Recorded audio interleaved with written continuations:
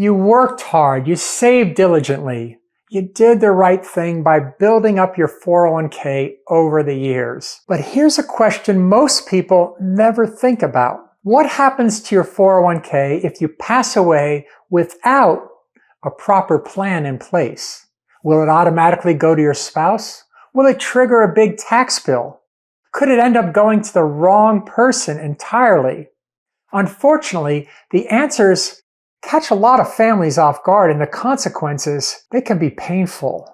We're talking about probate delays, tens of thousands in avoidable taxes, and in some cases, money landing in the hands of an ex-spouse, simply because no one updated a form. Hi, I'm Mark Wisniewski, president of Southern Incomes. I help retirees turn their life savings into predictable income while reducing their taxes and protecting what they leave behind. If you find this helpful, go ahead and like and subscribe so you don't miss future videos. Today, I want to walk you through what really happens to your 401k when you pass away without a clear plan in place.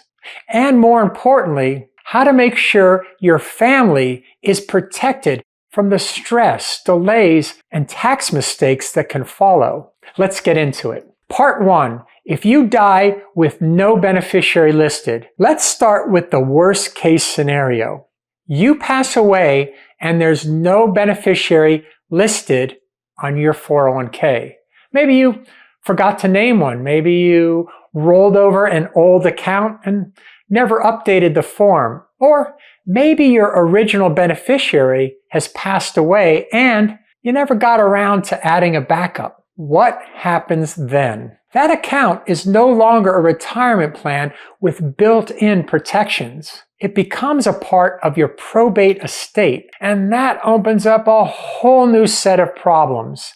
Your family may need to go through months or even years of court proceedings just to access it. The account might be frozen during that time, unable to be invested or withdrawn. Your money could be subject to creditors or legal claims against your estate. Worst of all, your heirs could lose the tax benefits that come with inheriting a qualified retirement account. Instead of gradually withdrawing funds and managing your tax impact over time, they may be forced to take a full taxable distribution in 1 year. And ouch!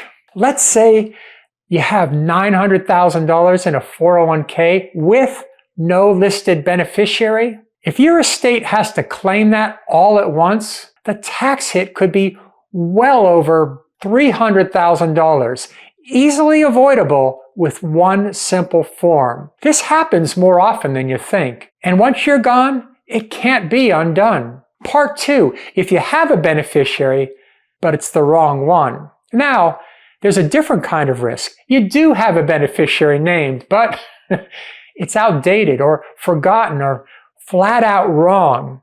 I've seen people leave their 401k to an ex-spouse, a deceased parent, or even a minor child who legally can't access the money. Here's what most people don't realize. Your will does not override your 401k beneficiary form. Let me repeat that.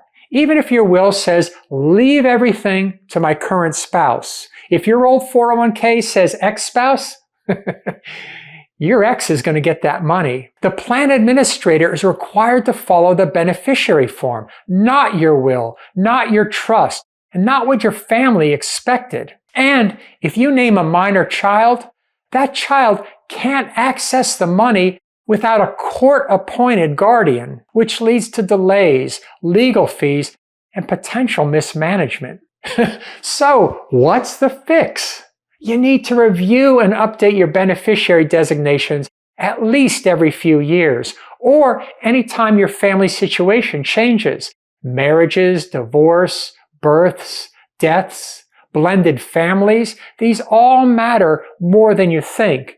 Because if you don't make those updates, the consequences fall on the people that you leave behind. Part 3, what happens to taxes if you don't plan? Even if you've named the right person, you still face another issue: taxes. Thanks to the Secure Act, most non-spouse beneficiaries, your adult children for example, can no longer stretch 401k withdrawals over their lifetime. Instead, they're required to empty the account within 10 years. Now, that might not sound so bad until you do the math. Imagine your son or daughter is in their peak earning years. Say they're making $150,000 a year. Now they inherit a $500,000 401k from you. Unless they space it out very carefully, those withdrawals could add $50,000 or more per year in income, pushing them into higher tax brackets. That 401k you thought was going to bless their life, now it's costing them thousands in taxes on top of the stress of settling your estate. And remember, 401k withdrawals are taxed as ordinary income, not capital gains. There's no step up in basis, no special rate, just straight income tax. Without a plan, your loved ones may inherit a tax burden instead of a gift. Part 4, how to fix it, the 3-part plan. So what's the solution?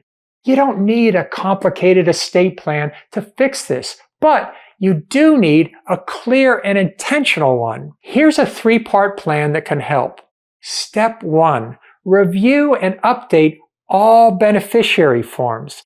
This is the simplest and most overlooked step. Go through every 401k, IRA, life insurance policy, annuity, anything with beneficiary designations. Make sure it matches your current wishes and that you've named both primary and contingent beneficiaries. And if you're still stressing out who you're going to name, more might be better. Put them all down. One of the largest investment companies in the country allows you to name up to 10 primary beneficiaries and another 10 contingent beneficiaries for each account. I've rarely seen a client that cannot cover all their wishes with those guidelines. And a tip, if you're married, double check whether your spouse has spousal consent on file, which may be required to name someone else. Step 2, consider using a trust, but only if done properly. If you want more control, say to protect a minor child or limit how fast your heirs spend your money, think about naming a see-through trust as a beneficiary. But be careful how you set that trust up, because it might be subject to immediate taxation on the entire account. So work with an advisor and a estate attorney to understand the tax rates. Step 3, use Roth conversions strategically while you're alive.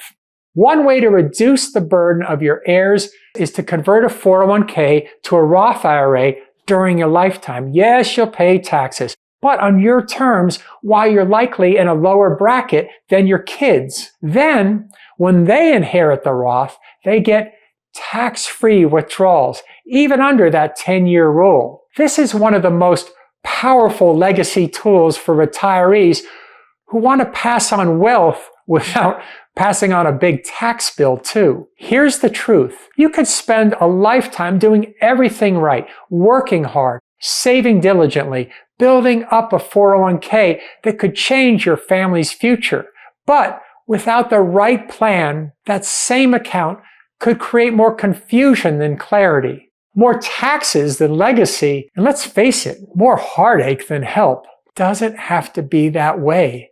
The good news, you're in control while you're still here. You can check your beneficiary forms, coordinate your 401k with your estate plan, and make small strategic moves today that can save your family years of stress down the line. If you want help reviewing your accounts and creating a retirement and legacy plan that actually protects what you've built, book a call with me using the link in the description. We'll walk through everything step by step so you and your family can move forward with confidence, not confusion. Thanks for watching, and I'll see you in the next video.